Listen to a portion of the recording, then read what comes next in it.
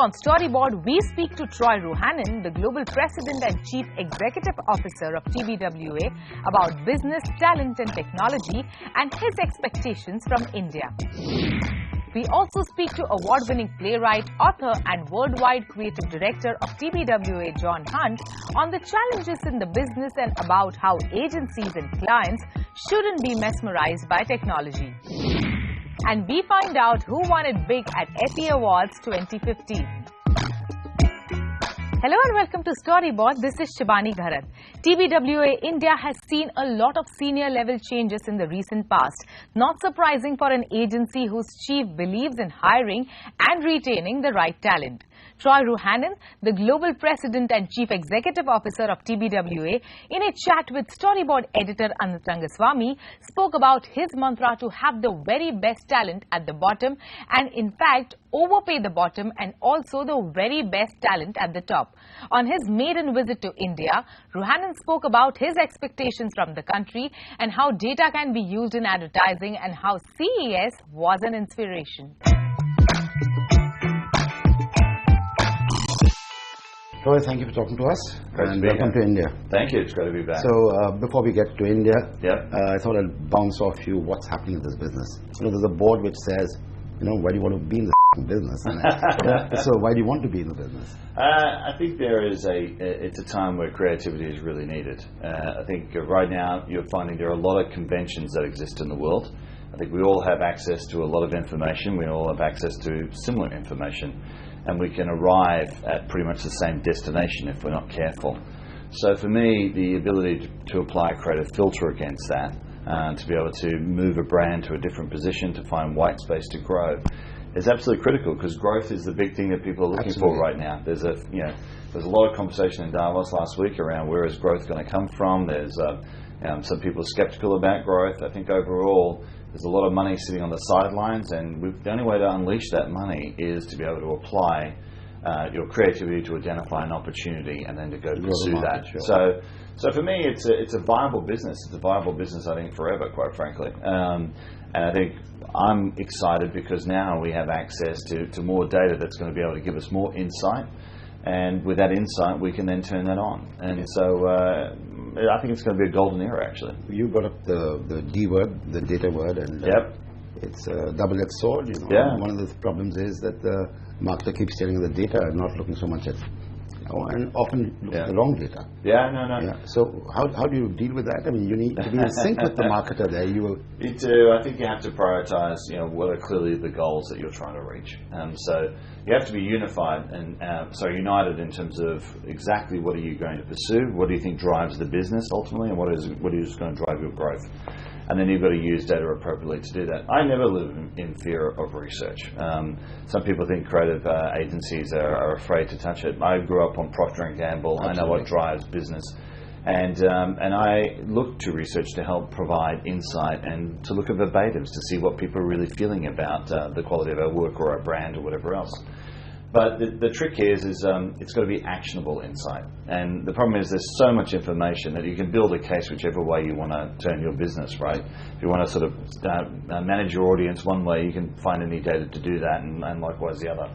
So you really have to be aligned about where you want to go. And I'm finding right now the most important thing is to hear what the consumers are really saying. Like, what are the customers really believing about culture, about the competitive set, and about your brand? And if you can really understand where that tide is moving to, then you can insert yourself into that conversation much more. So we look for triggers, really. We're looking for cultural triggers that are happening right now. And that's the most important data that we're looking for, is where is the conversation going? How can we insert ourselves into that? Versus what typically happens in the past with advertising, where we used to project onto our other consumers.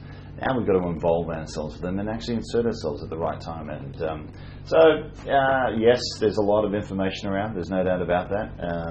But I think now more than ever, there can be really useful information that we can act on now. You just come from attended two events, one at Davos and one CES. You sort of mind one set of triggers in one venue and another set. So let's take both. First the Davos experience, and how does that help you in the job you do? So just clarifying on CES, you were asking around that. So CES is very good because I found that technology was becoming more empathetic there. So it was really solving real problems rather than it was technology for technology's sake. So what we're finding now is that technology, I think, is becoming much more accessible. So 3D printing has gone from sort of this $3,000 machine to now being at $500, very accessible and very applicable. So you can start to move things into that direction. You can see where business and ideas can really go with that. So, and very useful things like around the home and Sorry to interrupt here, but whose domain is that? You know, in the old days, it was very easy to box all of you. You know, advertising agency did this, and the PR agency did that, and and so on and so forth. Now you're going to have some sort of turf battles on who does this. For example, is it Media Arts Lab, or is it TBW, or is it BBDO, or who is it? It could be, quite frankly, it could be Vice, it could be Facebook, it could be Deloitte, it could be Accenture, it could be any one of those people. So the winner in all of this is going to be the person that solves the right problem. And so the way I look at it is, I don't think I'm an advertising agency. Advertising is one of the things that I do. What I ultimately do is I solve problems and I exercise opportunities.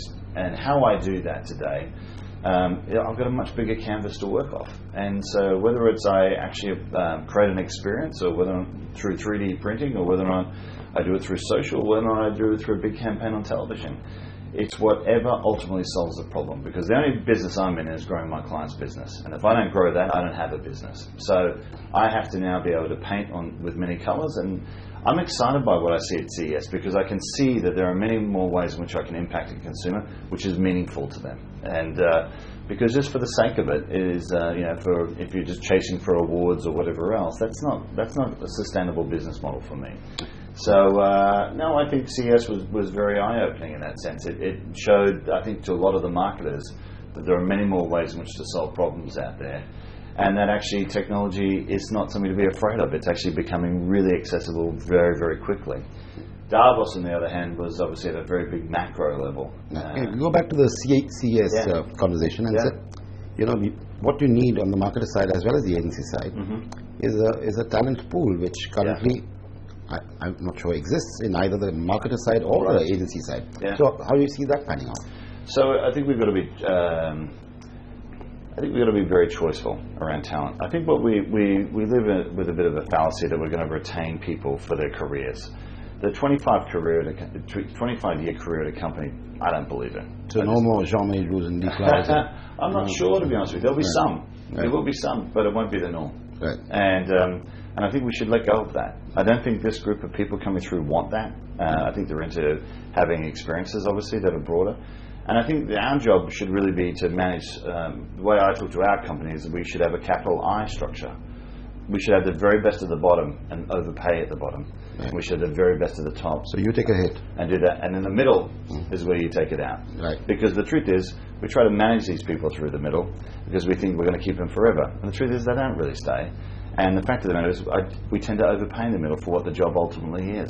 So I think we've got to make these choices. And the other factor is that the skills that we require going forward means we have to let people go. We've got to get used to re-engineering. Thank you so much, Troy. Okay, good. Thank you. Technology is indeed becoming more accessible now. It is time for us to slip into a short break. When we return, we keep the conversation on technology alive with another TBWA frontman, the worldwide creative director of TBWA, John Hunt.